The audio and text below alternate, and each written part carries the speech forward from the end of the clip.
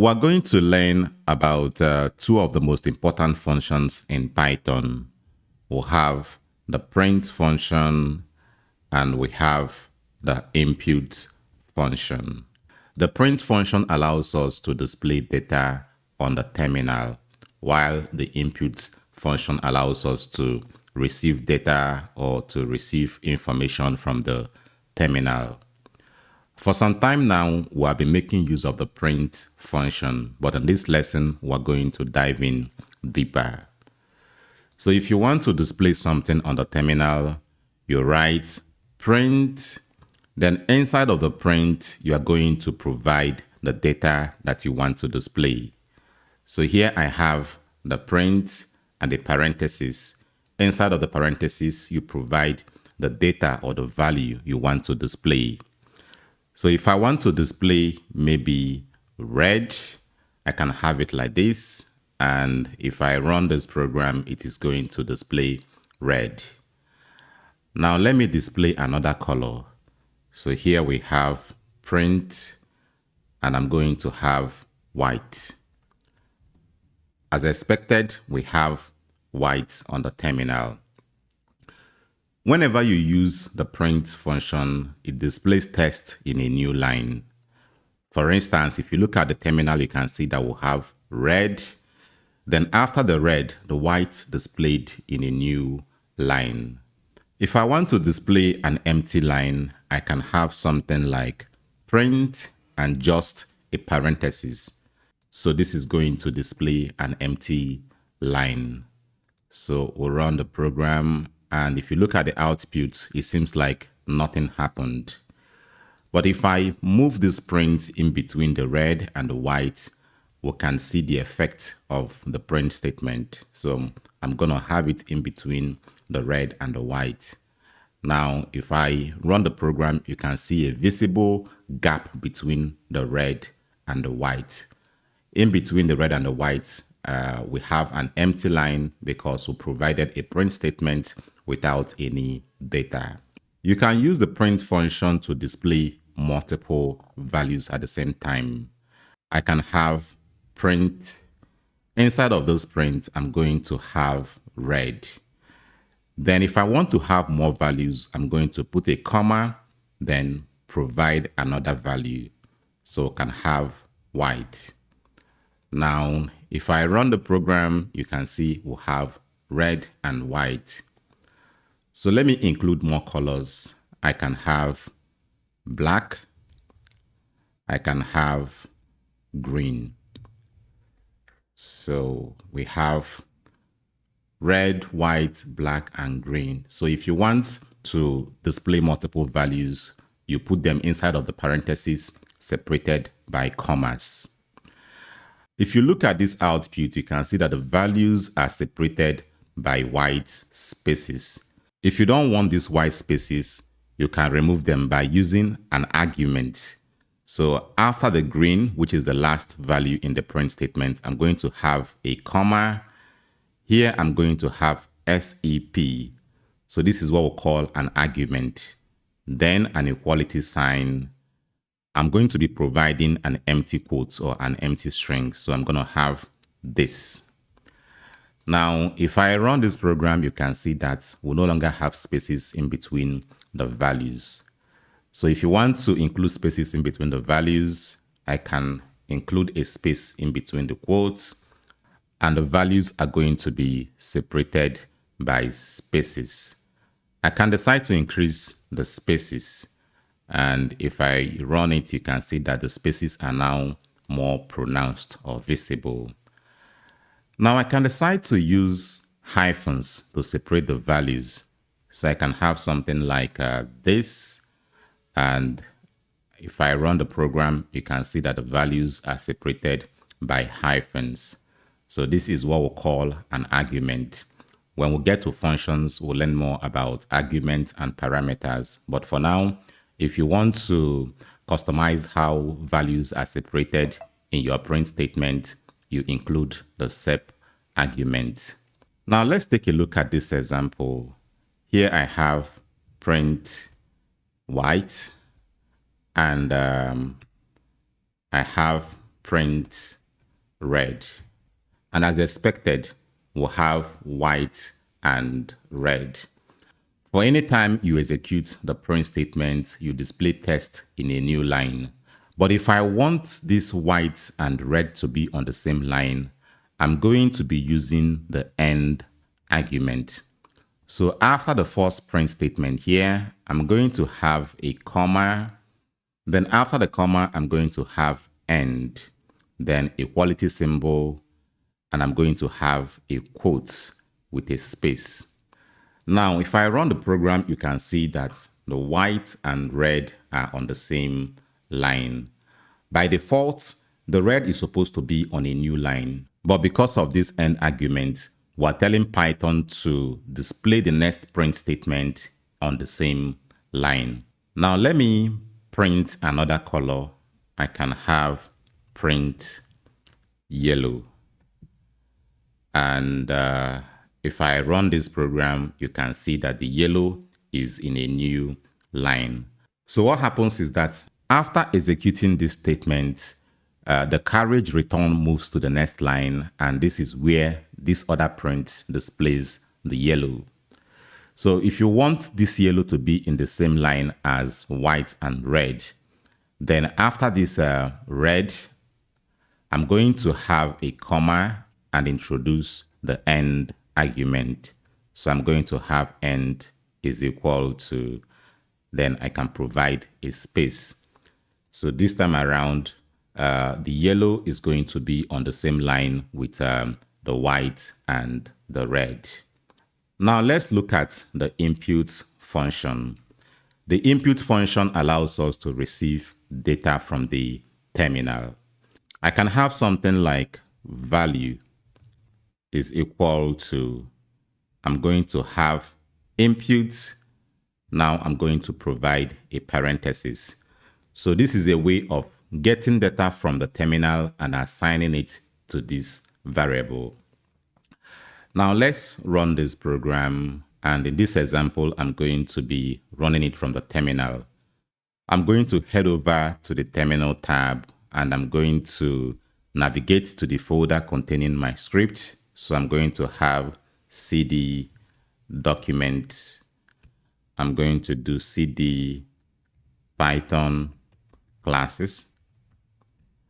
Now I'm going to execute the program. So here I have python print input.py, then run the program.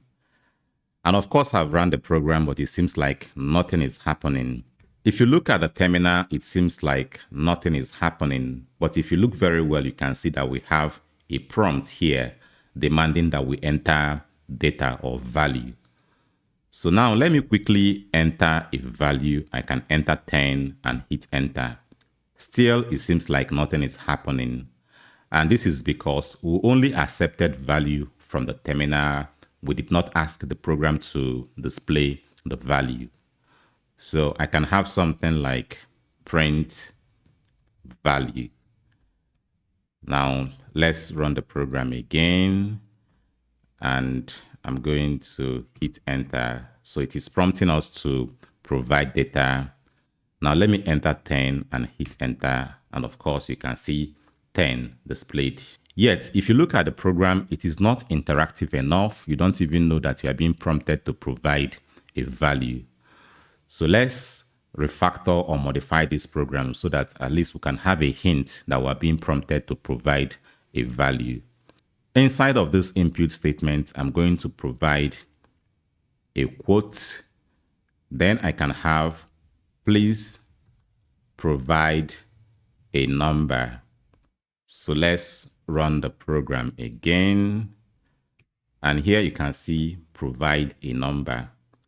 So let me enter 10 again and hit enter, and it displays 10. Now, if you look at this prompt, you can see that the prompt is very close to the value that we provided. So here in the input function, I'm going to put a colon and a space. Now let's run the program again. But first, I'm going to clear the terminal. So I'm going to type clear and hit enter. Now I'm going to run the program again, enter the value and hit enter. And as you can see, we'll have 10 displayed on the terminal. So instead of just printing out the value, I can have something like I'll have a quote and a comma. Inside the quote, I can have you entered, and I'm going to put a colon. Now let's run the program again. Please enter a number. I will enter 10, and you can see you entered 10. So I think this version is much more interactive than the previous ones. Now we're going to write a simple program that uses the input function to prompt user to provide information. So here I can have name is equal to, I'm going to have input. Here I can have enter your name, then a colon. I'm going to have age is equal to input, and here I can have enter your age. And finally, I'm going to have gender is equal to input, and I have enter your gender. Now I'm going to be displaying the name, the age, and the gender. So after prompting the user for the information, I'm going to display the information in the terminal. So I'm going to have print. Here I'm going to have your name is. Then I'll put a comma and provide name. Now I'm going to have another print statement. So here we have print, and I can write you are. After the you are, I'm going to put a comma, then I'll provide the age. So I'm going to have age, then a comma. Here I'm going to have years old. And finally, I'm going to have print. And here I'm going to write you are a. Then I'll provide the gender. Okay. Now let's run the program. I'm going to clear the terminal, then run the program. Enter your name, Johnson. Enter your age, 30. Enter your gender, male. Then I'll hit enter. And as you can see, your name is Johnson. You are 39 years old. You are a male. So this is basically how we use the print and the input function.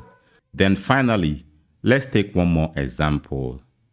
And in this case, I'm going to have number, or better still, num1 is equal to input.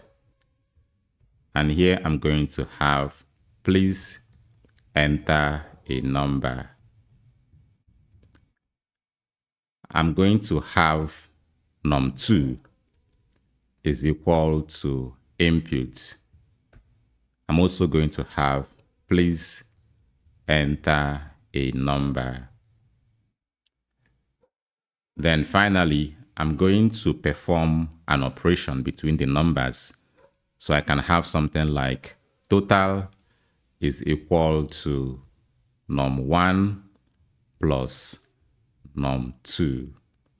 Now let me print out the total. So here I'm going to have total is, then I'll put a comma and provide total.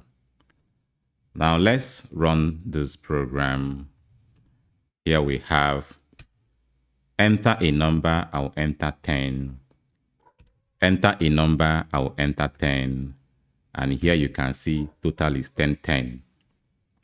Now, this is getting interesting. Whenever you receive data from the terminal, that data is converted into a string. So when you have something like 10 plus 10, let me put quotes in between the numbers. So whenever you have something like this and you have a plus in between the values, you are not performing addition. This is what we call concatenation. You are joining two strings together. Whenever you receive data from the terminal, that data is converted into a string, whether it's a number or not. So yes, you enter 10, but this 10 is converted into a string. If your intention is to make use of that value as a number, it means you have to convert it into a number, maybe into an integer or into a float. So what we really want to do is that we want to add 10 and 10 to get 20. To do this, I'm going to be converting this value into an integer. Now you are beginning to see the importance of type conversion. And to do this, I'm going to be wrapping this input inside of the int function. So I'm going to have something like this. I'm going to wrap it into a parenthesis. Then before the parenthesis, I'm going to provide int. Now let me do it for the second one. I'm going to wrap the input inside of parenthesis. Then I'm going to have int. Now I've been able to convert num1 into an integer and num2 into an integer. So when I have num1 plus num2, it is going to perform addition. So don't worry about operations for now. So let me remove this comment. And here I'm going to put a colon and a space. Now let's run the program again. So here I have Python print input.py. Of course, enter a number, I will enter 10. Enter a number, I will enter 10. And we have your total is 20. So this is the right way to go about it. If you're expecting a number through the terminal, you are required to convert that number into an integer or a float. If not, the number is going to be treated as a string.